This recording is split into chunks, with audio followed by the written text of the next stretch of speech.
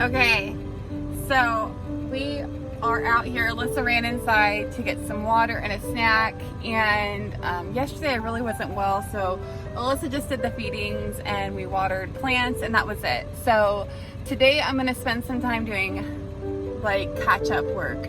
We've got the bin, the dumpster delivered right there, okay? And there's so much stuff to do around here, but really before we do anything, we have to get the refrigerators in the bin. And as much as I want to just go and do that by myself, because I just want to, like, you know what, I can do this. But here's the thing. It's not worth me getting injured because if you can't do something right, just don't do it. Just wait for help. And like safety wise, really, like if you just can't do something safely, wait for help. It's okay.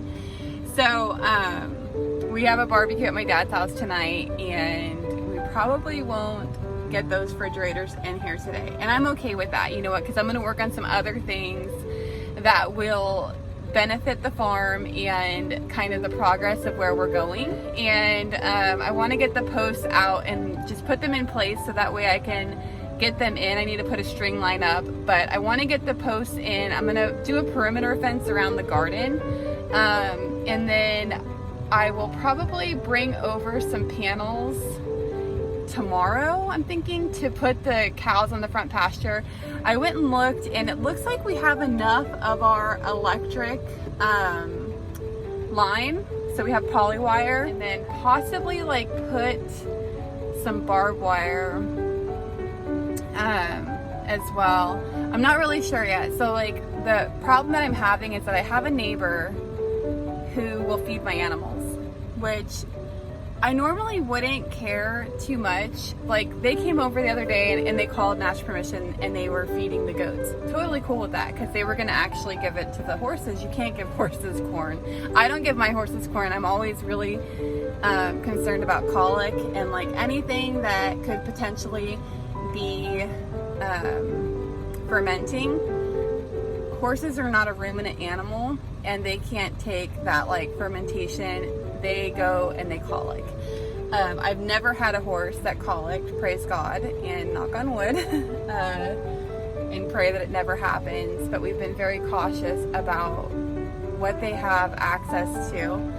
And so I don't have the horses up on the front pasture right now, but I wanted to put the cows up there just to clear it down, and then give me some time to water the pasture that they're on, and then I could feed them over there. My only like reservation with that is actually like having the neighbors feed the cows, because here's the thing. If you have cows that are on a fence, and these are old fences that are on the property, the original fences, we've, you know, reinforced them and everything, went around and like tightened up all the T-posts, made sure that all our fences are secure. But if you put cows on a fence line that's not strong, and they know that there's a food source on the other side of that fence, those cows will go right through or over that fence. No joke. Like, I've had cows like hop. For instance, Bella jumped over 48 or 52 inch cattle panel. So, you know, that's just one thing. And then we've had Ellie Mae, she went over a 48 inch fence. And that was just because she wanted to be with the other cows. So she was like, hey, I want to be over here. More than likely she was in heat at the time. But so yeah, I have learned my lesson. And then I had my steer, Beef, his name was Beef. He ended up in my front yard one night. He did the same thing. He just hopped over a fence, and we had like a thunderstorm or something. It was like a storm that night. And so he got all like, you know, shooken up from the storm, and like literally tried to find us in the house. So we've had a lot of different experiences where cows can get over fences. None of them were too bad. I mean, we were able to throw them back in their secured areas, throw them, guide them back in. Pretty much a bag of sweet feed or a bucket of sweet feed will get our animals anywhere. We don't really have to worry too much. Our animals are gentle. So the worst thing you have to worry about is them trying to play with you like you are a cow, a bovine. So yeah, so I'm gonna throw those T-posts out and get those lined up and ready to have a fence put in. Alyssa's back in action. So I'm gonna get these posts put out. I don't know if we'll have enough to do the whole fence. I've still got to get some wood posts and bring them out here for the corners. And I also don't know if I'm gonna do the fence line in or if I'm gonna go ahead and do it at the patio line. So I'm not sure like how much extra space we're gonna have on the outside of the garden. So I'll show you that in a minute. Okay guys, so where this trailer ends at right here is kind of the line. You can see where our gravel line is. That's really the line for like what lines up with, you can see the garage through there and the patio and everything. So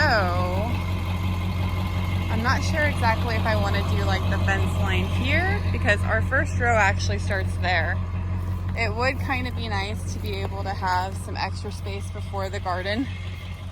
Main reason being that say the cows or the horses did get out, if their head's trying to reach over this fence line right here, let me get this staple.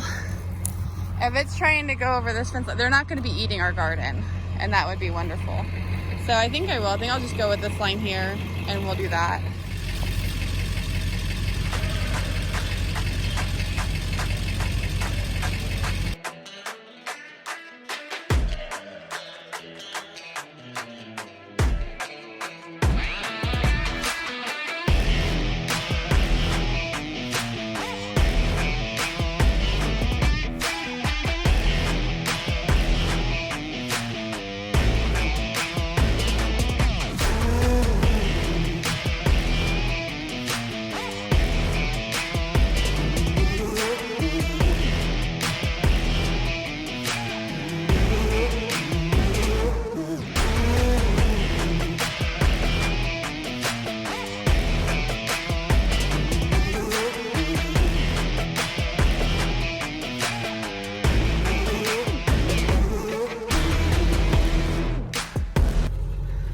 Okay guys,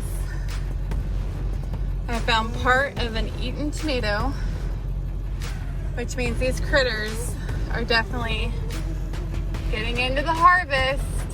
So putting in this fence is not gonna really help deter. It's not gonna really help deter them from eating them because these rodents can pretty much fit through anything but chicken wire, and chicken wire, they just gnaw right through. It is insane. Okay, it's time to work on this messy greenhouse area. I just got the hoses picked up and yeah, not like a ton done over here, but we are gonna make progress. That's all I know.